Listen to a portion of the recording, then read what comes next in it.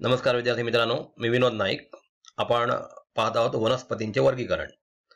याच्यापूर्वी आपण एचर नावाच्या सायंटिस्टने कशा प्रकारे दोन उपसृष्टींमध्ये त्याचं वर्गीकरण केलं, म्हणजेच बीजपत्री आणि अबीजपत्रीमध्ये.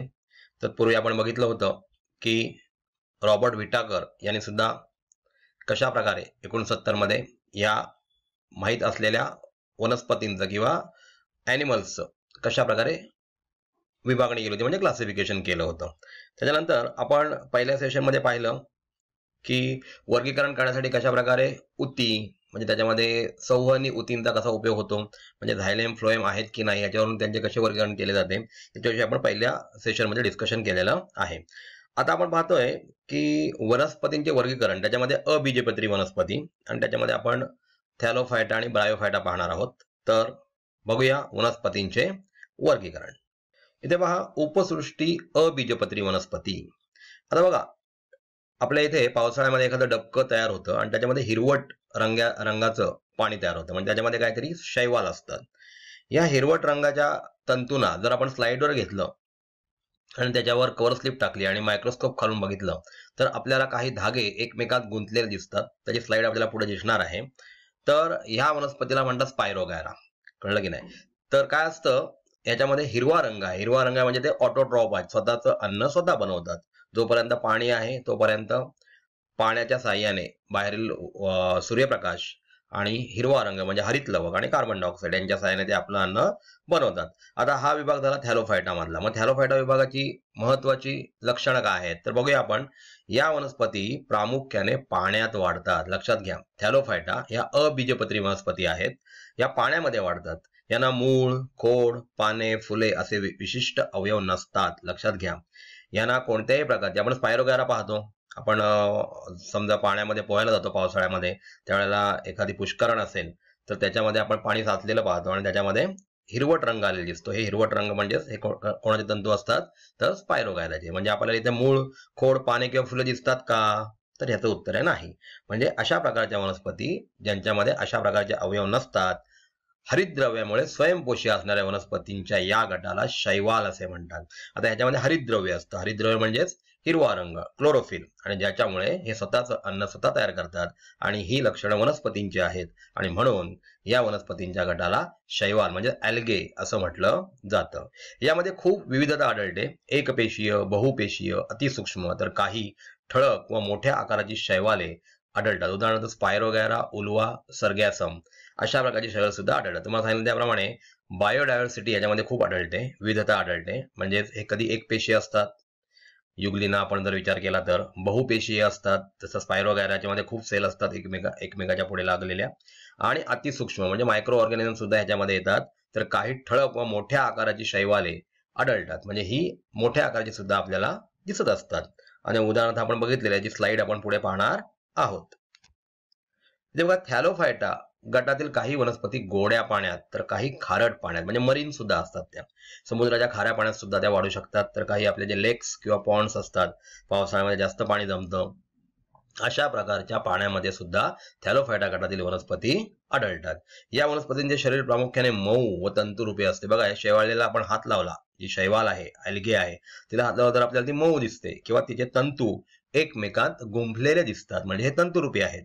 ह्याच गटात हरितद्रव्य नसलेल्या विविध प्रकारच्या किण्व व बुरशींचा स्वतंत्रपणे समावेश होतो. त्यास कवके असे म्हणतात, म्हणजे फंगी. म्हणजे आपण म्युकर वगैरे बघितला तर ह्यांचा सुद्धा समावेश अशा प्रकारच्या थॅलोफायटामध्ये होतो. यांना कोणत्याही प्रकारच्या पान, फूल किंवा फळे अशा प्रकारचे अवयव नसतात. म्हणजे हे सुद्धा काय आहेत तर कवक सुद्धा थॅलोफायटा आहेत. म्हणजे काही प्रकारचे कवके आपल्याला तसे दिसतात, म्हणजे फंगी मधील काही सजीव सुद्धा अशा प्रकारचे आपल्याला दिसत असतात. ते दुसऱ्या ऑटोट्रॉप्सवर अवलंबून असतात, हे आपण बघितलेलं आहे.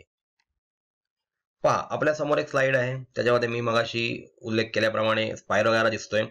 स्पायरोगॅरामध्ये बघा, या पेशी कशा असतात आणि तंतू कसे एकमेकात गुंतलेले असतात. केंद्रक आहे, पायरेनॉइड्सचे आपल्याला थ्रेड्स असे दिसत आहेत. पेशी भित्तिका, कारण ही वनस्पती पेशी आहे. वनस्पती पेशीचं वैशिष्ट्य म्हणजे त्याला पेशी भित्तिका असते, बाहेर कवरिंग असते. त्यानंतर कारा नावाची वनस्पती आपल्या समोर दिसत आहे आणि उल्वा नावाची वनस्पती सुद्धा आपल्याला दिसत आहे. तर थॅलोफायटा विभागातील वनस्पती आपण इथे पाहिलेल्या आहेत. इथे बघा दुसरा विभाग याच्यामध्ये ब्रायोफायटा. आता ह्या गटातील वनस्पतींना वनस्पती सृष्टीचे उभयचर म्हटले जाते. आता उभयचर आपण बेडूक जो आहे फ्रॉग त्याला आपण उभयचर म्हणतो. का बरे? तर तो पाण्यात सुद्धा राहतो आणि जमिनीवर सुद्धा राहतो. ह्याच प्रकारे ह्या वनस्पती ओलसर अशा भागावर आपण भिंती वगैरे बघतो बघा, जुन्या घरांच्या भिंती, तर पावसाळ्यामध्ये अशा प्रकारच्या वनस्पती तिथे वाढतात आणि त्यांना ब्रायोफायटा गटातील वनस्पती असं म्हटलं जातं. त्या ओलसर मातीत वाढतात. म्हणजे माती सुद्धा आहे, जमीन सुद्धा आहे आणि ओलसर म्हणजे पाणी सुद्धा लागतं त्यांना, म्हणून त्याला उभयचर म्हटलं जातं, म्हणजे एम्फिबियन्स म्हटलं जातं. परंतु प्रजननासाठी मात्र त्यांना पाण्याची गरज भासते. त्यांची वाढ ओलसर मातीत होऊ शकते, परंतु प्रजनन करण्यासाठी त्यांना जनरली पावसाळ्यामध्ये ह्यांचं प्रजनन होतं. याचं कारण त्यावेळेला त्यांना पाण्याची गरज भासते. या वनस्पती निम्नस्तरीय, बहुपेशीय व स्वयंपोषी असतात. आता आपण अगोदर जो गट बघितला होता त्याच्यामध्ये एक पेशीय सजीव सुद्धा होते, परंतु ब्रायोफायटामधले जे सजीव आहेत ते सर्व बहुपेशीय आहेत आणि महत्वाची गोष्ट म्हणजे स्वयंपोषी असतात. स्वयंपोषी असतात म्हणजेच याचा अर्थ यांच्यामध्ये क्लोरोफिल असतं आणि त्याच्यामुळे ते स्वतःचं अन्न स्वतः तयार करू शकतात.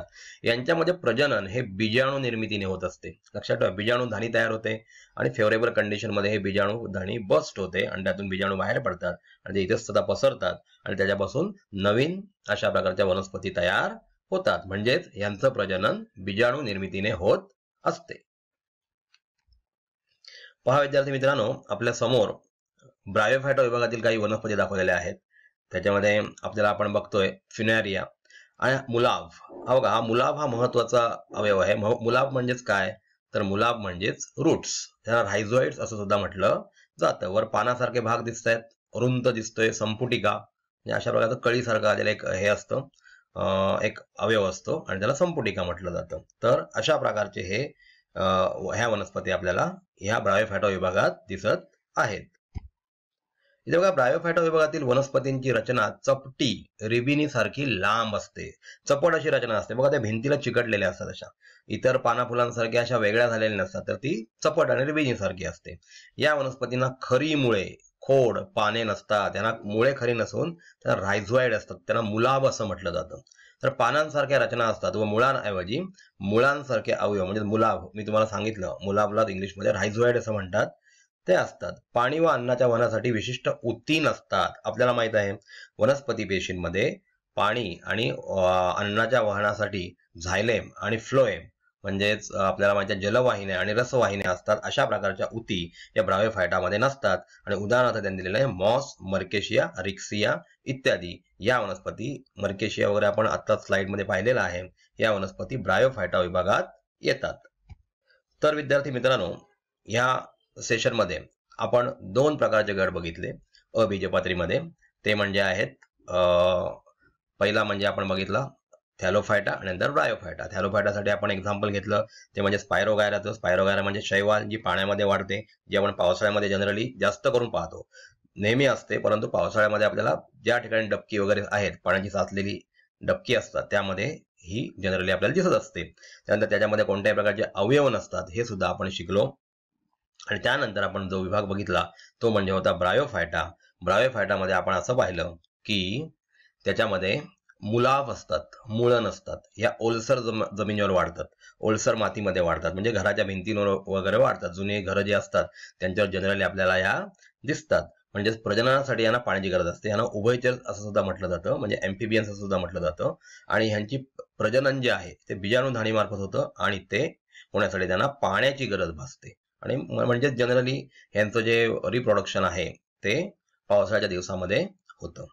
विद्यार्थी मित्रांनो, एएस विद्यालय म्हणजेच एनी टाइम एनिवेअर स्कूल हे एक असं विद्यालय आहे जे आपल्याला घर बसल्या 6वी ते 10वी पर्यंतच्या मुलांचा अभ्यास ऑनलाईन शिकवत असतं. त्याचप्रमाणे वेगवेगळे विषय जसे की सोशल सायन्स, त्यानंतर मॅथ्स, इंग्लिश, हिंदी आणि कम्प्युटर हे विषय आपले पूर्णपणे क्लिअर या ऍप मार्फत केले जातात.